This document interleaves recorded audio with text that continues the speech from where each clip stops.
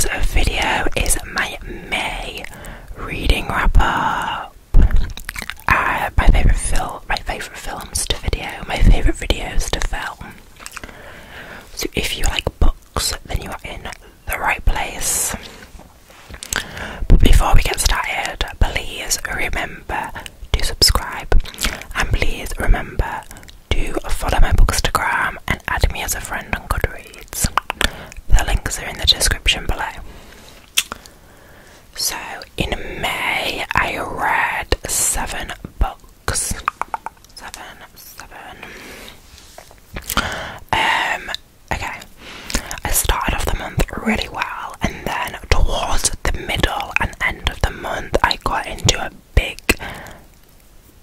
reading slump. Like, I'm filming this on the 1st of June and I'm like now slowly coming out of it, but like, man, I was in a reading slump. Like, even though I still read a lot of books, I read them very slowly, and sometimes, like some days, I wasn't even reading at all, which is very unlike me. So, but let's just jump right in to the first book that I read in May. I actually read a duology, and it is the Shepherd King duology, which starts with One Dark Window by Rachel Gillig. Very popular, like fantasy. It's very like popular on Bookstagram, and I'm gonna say TikTok, even though I don't actually have it, but it's a relatively new fantasy, and it is very popular. So it follows Elspeth Spindle, and I will read you the back. So it says, Elspeth Spindle needs more than luck to stay safe in the eerie, mislocked kingdom of Blunder. She needs a monster.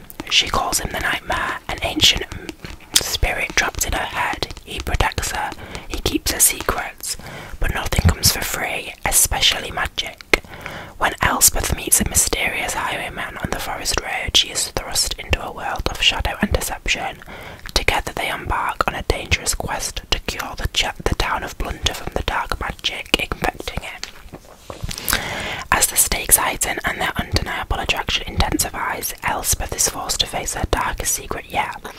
The Nightmare is slowly, darkly taking over her mind, and she might not be able to stop him.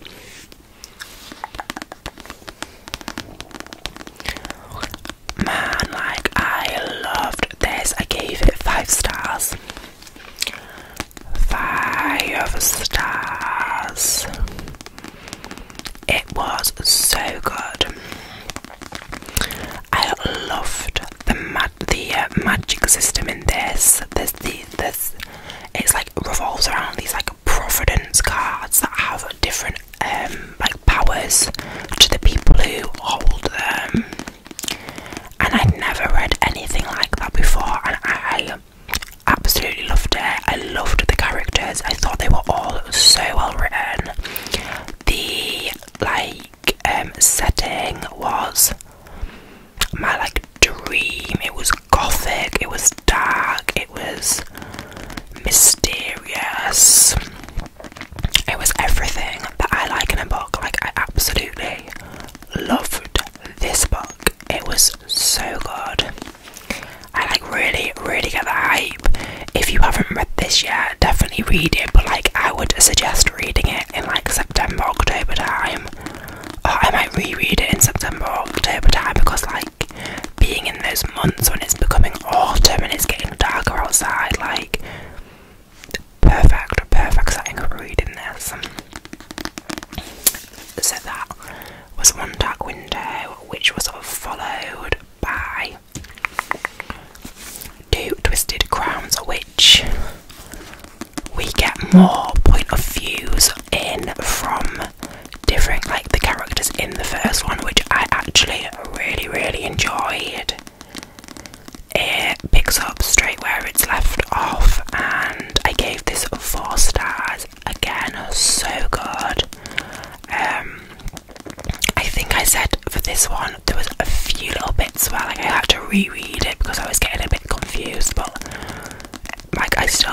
ate it up. It was still so good. I loved how it ended. I loved how everything worked out. I think I cried at some point. It was like surprisingly heartwarming in some parts. So I definitely recommend this duology. It is probably like one of my favourite fantasy books now. It is definitely one that I would recommend if someone asked me for fantasy recommendations.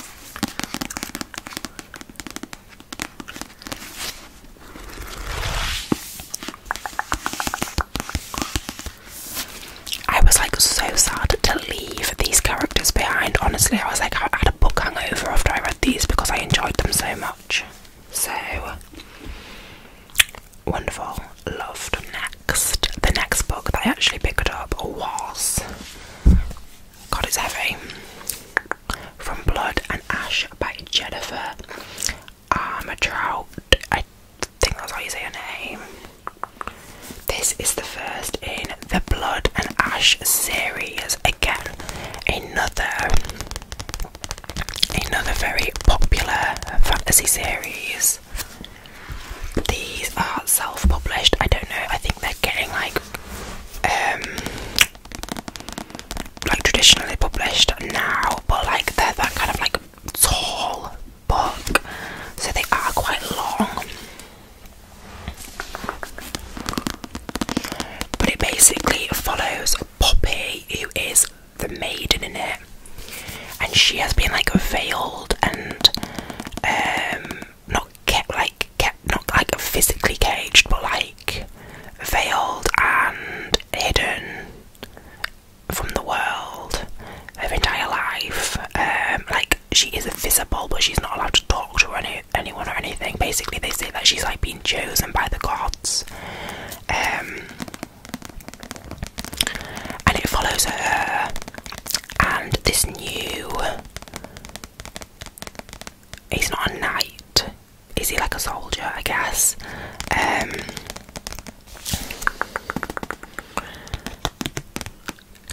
It basically follows them, okay? I can't really say because I went into this book. If you read the blurb, it talks a lot about, you know, Poppy. Guard, not soldier, guard. Her new guard, sorry.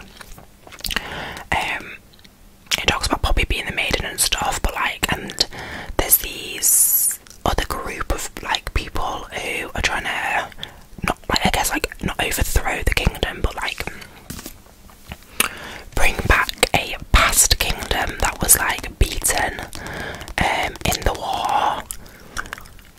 But there's things in this book that I had no idea about, so I don't want to like spoil that.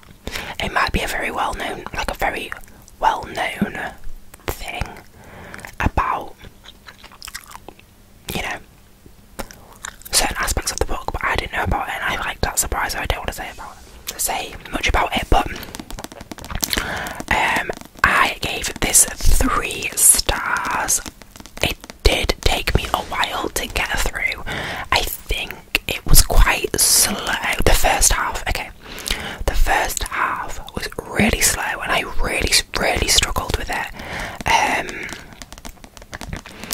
And in the first half I thought about DNFing it a few times, but I'm glad that I didn't, because the second half really did pick up and a lot happened. The pace picked up a lot and it definitely made up for the first half. I would give the first half 2 stars, but the second half 4 stars, which is why it's got 3 stars.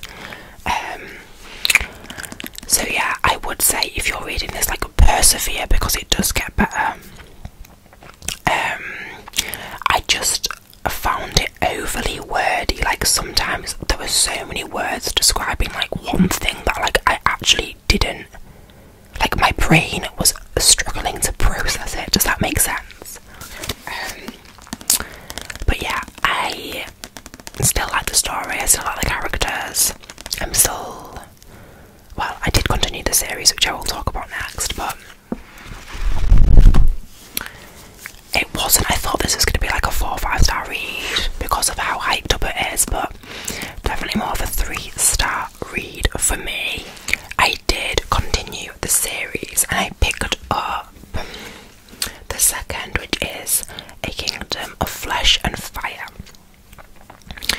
this picks up straight where the first one left off, and the first one does leave on a little bit of a cliffhanger. What I will say is that the twists in the first book are good, predictable, but good.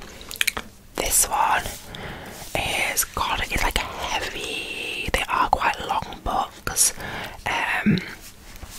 Again, I gave this one 3 stars. Similarly to the first one, the first half was a little bit difficult to get through, but then the second half it picked up again. We get like more information on some other characters, which I would definitely be interested in seeing more about. I don't know if I know that there's like 5 books in the series at the moment. I don't know if any of them are like surrounding them, but I would definitely be interested in that. We do get more development of the romance aspect in this book, but it can be quite repetitive, which can be frustrating. You know, there's so many times people could have like the same argument and disagreement without like readers getting bored of it. But you know, I still enjoyed it, and I still do want to carry on the series. And again, left on a cliffhanger. Some of the things were far-fetched, but they weren't so far-fetched that like it was kind of like unbelievable. Obviously it's a fantasy book, so you have to kind of give reality a bit of leeway, but I enjoyed it. I'm excited to see how the rest of the series is going to go. Then I listened to King of Sloth by Anna Huang. This is her new release. It came out in May. It is one of the King of Sins books. Is that what the series is called? I've listened to them all on Audible, and they're very hit and miss. Like I gave the first one 4.5 stars, but then there's been a couple that I've given 2 stars to. I think I gave one 2 stars, and the other one 3 stars. So they're like very hit and miss. I saw something on my floor, sorry. But yeah, this one follows Sloane, which, by the way, why is there always a character in romance books called Sloane? But like, has anyone actually met someone called Sloane in real life? Because I haven't. I've only ever like heard that name in books.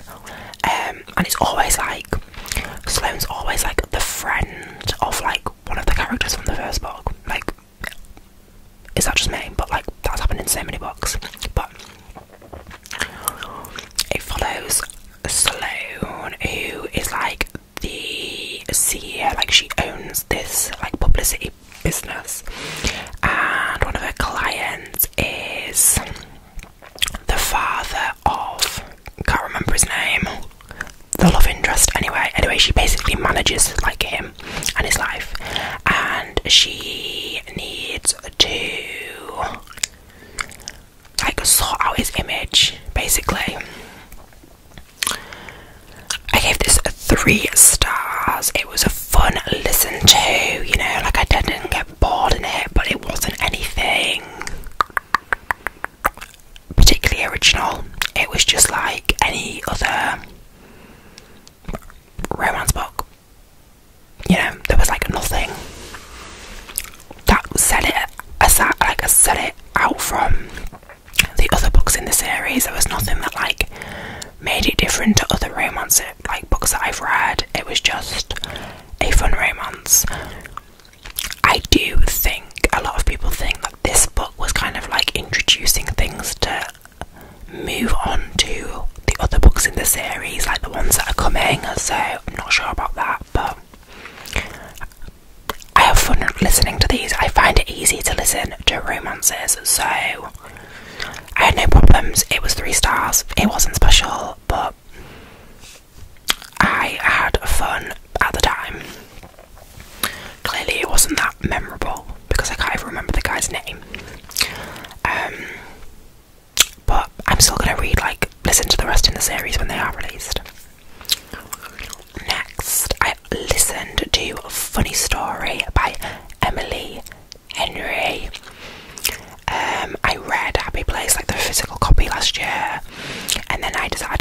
listen to a funny story. Did I call it funny place? Funny story. I can't remember what I said. Funny story. Because I had a credit, and again, like I said, I find romances easier to listen to, so thought I would give it a listen. And I enjoyed this. This follows Daphne and Miles, and basically both of their partners, so Daphne's fiance and Miles' girlfriend, leave them to be with each other, and then Daphne has no place to live, so moves in with Miles, and it is about their situation and developing relationship or whatever. And I loved the concept of this book, loved the execution of the book. The narration was also really good. I gave it 4 stars. 4 stars. I didn't enjoy it as much as Happy Place, but that might just be because I do enjoy reading physical copies more. But again, I have nothing bad to say about the book. I loved it.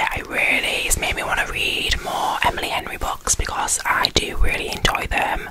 I would recommend listening to a funny story if you like audiobooks. Definitely a really, really good production of it. I loved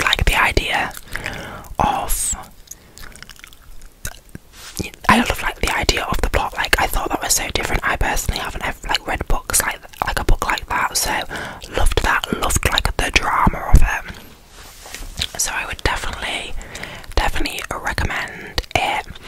Again, it was fun, even though it delved into deeper topics, and obviously the situation they were in wasn't fun, but I ate it up, listened to it whilst I was at work, and could not get enough of it. So definitely would recommend Funny Story. Probably one of the best audiobooks I've ever listened to, so it's a good final book that I picked up in May was Invisible Monsters. Now this was one that I picked out of my TBR jar for my spring reads, so I felt like I needed to pick it up. And again, I was in a bit of a reading slump at this point, and I thought a little thriller would maybe help get me out of it, and I did enjoy this book, so I gave it 3 stars. It follows the narrator, this woman who was a model, and then she has a horrible accident that disfigures her, and it basically says the narrator must exact revenge upon her best friend Evie. She must kidnap her 2-timing ex-boyfriend and hit the road with Brandy, her new friend, in search of a brand new past, present and future. This book is a fucking mad, I don't even know what to say about it. It's so fucked up, but in a good way. You might have just heard my neck click. What the fuck? Every other page I was just what the fuck is happening? There's so many twists. It's literally insane.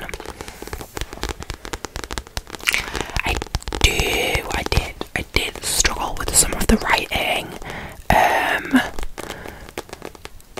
It wasn't, a free-flowing, easy read. It was a bit difficult to understand, but it was so clever, and it's on so many social points. It is by the guy who wrote Fight Club, so I did, towards the end, I kind of skim read the last couple of chapters just because I was in a slump, and I was I wanted to finish it, I wanted to know what happened. So I did admittedly skim read, the last couple of chapters, but again, it was just like a fucking wild ride. If you want a book where you're just like, do not know what the fuck is happening, what's gonna happen next, but like I'm also kind of hooked by it, this is probably like a good choice.